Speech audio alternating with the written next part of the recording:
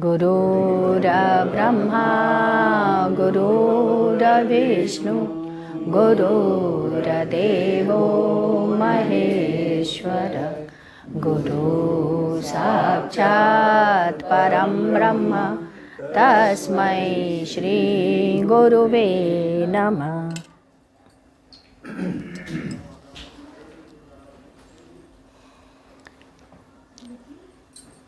4 सितंबर 1992 दिन शुक्रवार। आज गुरुदेव ने कल्याण के किसी अंक का एक लेख पढ़ने के लिए दिया। वह लेख पढ़ा गया। मुख्य रूप से उस लेख में वर्णन यदि किया जाए तो यह कि हनुमान प्रसाद पोद्दार गीता प्रेस कल्याण के प्रबंधक संस्थापक कुछ भी कहें, एक बार बंबई में किसी बगीचे में बैठे वह विश्राम कर रहे थे। उनके पास एक पारसी आदमी खड़ा था। जब बहुत देर हो गया तो उन्होंने कहा, आप बैठ जाइए, बहुत देर से खड़े हैं। उस पारसी ने कहा, आप भयभीत मत होइएगा, मैं प्रेत हूँ। इतना सुनना था कि उनके पसीने छूटने लगे। तब प्रेत ने पुनः कहा, आप डरे नहीं, मैं आपसे कुछ मदद चाहता हूँ।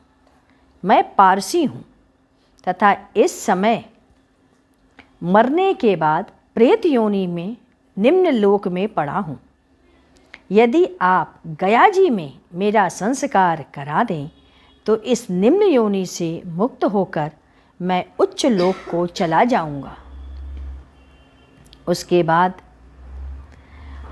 उन्होंने बताए पते के अनुसार उन्होंने पता लगाया कि 6 महीना पहले उस पारसी व्यक्ति की मृत्यु हुई थी। उन्होंने एक ब्राह्मण गया जी भेज करके उसका संस्कार कराया। जिस दिन गया जी में उनका संस्कार हुआ, वह प्रेत पुनः उनसे मिलने आया और कहा कि अब मैं इस योनि से मुक्त होकर उच्च प्रेत लोक की तरफ जा रहा हूँ। वार्तालाप के बीच में उस प्रेत ने बताया कि हम लोगों में अलग अलग विभाग और अलग अलग लोक है तथा उसी प्रकार सबके अधिकार क्षेत्र भी बटे हैं। मैं चुपचाप खड़ा था। यदि आप बोलते नहीं तो मैं अपने आप पहले नहीं कर पाता। कभी किसी से द्वेष और घृणा करके कभी मत रहें। किसी के धन के लिए हत्या न करें। व्यभिचार कभी मत करें। ऐसे लोगों को इस योनि में महान कष्ट मिलता है। बाद में गुरुदेव ने कहा कि उस प्रेत ने जो जो बातें कही वह पूर्णतया सत्य है। मरने के बाद जीव को बहुत ही कष्ट सहने पड़ते हैं। यदि आप लोग वह दृश्य देख लें तो शायद कोई भी व्यक्ति घर लौटे नहीं। सभी संसार छोड़कर भगवत भजन में लग जाएगा।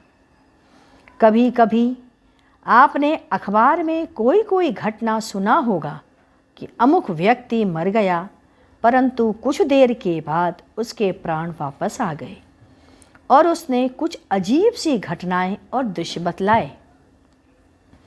इसी संदर्भ में गुरुदेव ने एक अंग्रेजी पुस्तक लाइफ आफ्टर डेथ में लिखा एक घटना को बताया। घटना तो केवल माध्यम है, परंतु मेरा ऐसा अनुमान है कि गुरुदेव पूर्णतः सही बताते हैं। अंतर यह है कि वे यह नहीं कहते कि मैं यह देख रहा हूँ या मैंने देखा, बल्कि घटना के माध्यम से उस अक्षरशः सत्य को हम लोगों के सामने वह प्रकट करते हैं। घटना है कि कोई व्यक्ति मर जाता है, उसकी लाश बर्फ़ पर रख दी जाती है। शायद किसी के आने की आशा से उसे रोक लिया जाता है। 2 दिन बाद उस लाश में जीवन आ जाती है और वह व्यक्ति घर लौटकर नहीं गया, वह वन की तरफ चला गया भगवान की तपस्या करने। प्राण आने के बाद उसने ये कहा कि लोग मुझे बुरी तरह से घसीट रहे थे। अचानक एक साधु के द्वारा मुझे मुक्ति मिली और मैं कुछ दिनों के लिए इस लोक में लौटा हूँ। अब मैं संसार में नहीं फंसूंगा। उसने देखा कि अग्नि में लोगों को इस प्रकार फेंका जा रहा था जैसे कि मकड़ी। शरीर के मांस उतार लिया गए थे, उन्हें उल्टा पेड़ से लटका दिया गया था। उस साधु ने कहा, देखो यह औरत है, इसके मांस को उतार कर उल्टा कर दिया गया है और नीचे अग्नि लगा दी गई है। इसने व्यभिचार किया है, परपुरुष से इसका संबंध रहा है। किसी को मवाद की नदी में फेंका जा रहा है, किसी को आरी से काटा जा रहा था। दृश्य देखकर अब मैंने यह तय किया है कि मैं किसी प्रकार भी ऐसा कर्म नहीं करूं और जीवन को उत्तम बनाऊं। पुस्तक में उसने जो भी कहा है वास्तव में पूर्ण सत्य है। मृत्यु के उपरांत सूक्ष्म शरीर को भयंकर कष्ट होता है यदि उसने अच्छे कर्म नहीं किए हैं। गुरुदेव ने कहा, मैं सत्य और सत्य कहता हूँ। कभी भी पर स्त्री गमन, यहाँ तक कि पराई स्त्री का अपने पत्नी को छोड़कर दूसरे का चिंतन नहीं करना, वही काफ़ी है जीव को कष्ट भोगने के लिए। वह उससे बच नहीं सकता। ऐसे ही स्त्रियों के लिए भी है, भयंकर यातना उसे मिलती है। बरसों बरसों तक वह स्त्री और पुरुष भोगते रहते हैं, उससे मुक्त नहीं हो पाते। सिर्फ भगवत चिंतन, ध्यान, भगवान की कृपा ही उसे इस नरक भोग से छुटकारा दिला सकता है, अन्यथा और कोई नहीं। इसके पश्चात 5 सितंबर 1992 शनिवार प्रातःकाल गुरुदेव का चरण पूजन और वंदन मैंने किया। उसके बाद गुरुदेव कहने लगे कि लोग सोचते हैं कि मरने के बाद हम तो पुनः मनुष्य योनि में आएंगे, लेकिन ऐसा होता नहीं है। उन्होंने कहा, जब अशोक मर गया, अशोक बलराम जी का भाई, उस समय उसकी लाश रखी गई थी। एक गाय बड़ी तेजी से सबको धक्का देती हुई घर में घुसने लगी। लोगों ने उसे रोकना चाहा, परंतु वह रुकी नहीं जब तक कि वह अशोक की लाश को नहीं देख ली और उसी जगह पर खड़ी होकर उसे एकटक देखती रही। उसकी आंखों से अविरल गति से आंसू बह रहे थे। थोड़ी देर के बाद वह चली गई। पुनः अशोक की लाश को मकान के बाहर रखा गया। जिस जगह पे लाश रखी गई थी, वह गाय तथा एक छोटी गाय, दोनों गाय वहाँ बैठी थी रहती। पहली वाली गाय नित्य वहाँ आकर बैठती थी और छोटी वाली गाय कभी कभी वहाँ आकर बैठती। गुरुदेव ने बताया, अशोक के माँ बाप गाय योनि में थे। पहली वाली गाय माँ और दूसरी वाली पिता। इसी के संदर्भ में गुरुदेव ने कहा था।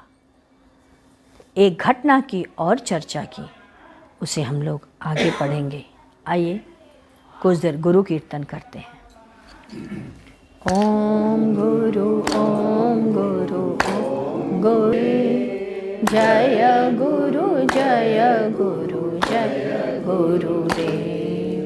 ओम गुरु ओम गुरु ओम गुरुदेव जय गुरु जय गुरु जय गुरुदेव।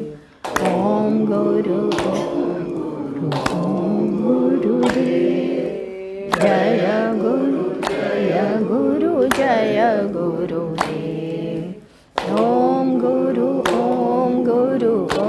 गुरुदेव, जय गुरु जय गुरु जय गुरुदेव। ओम गुरु ओम गुरु ओम गुरुदेव, जय गुरु जय गुरु जय गुरुदेव।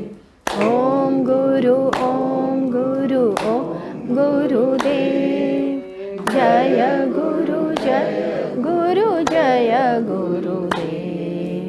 ओम गुरु ओम गुरु ओम गुरुदेव, जय गुरु जय गुरु जय गुरुदेव।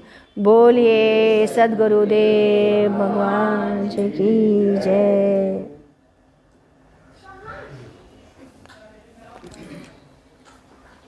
सद्गुरु तुम्हें शत शत नमन, सद्गुरु तुम्हें शत शत नमन, सद्गुरु तुम्हें शत शत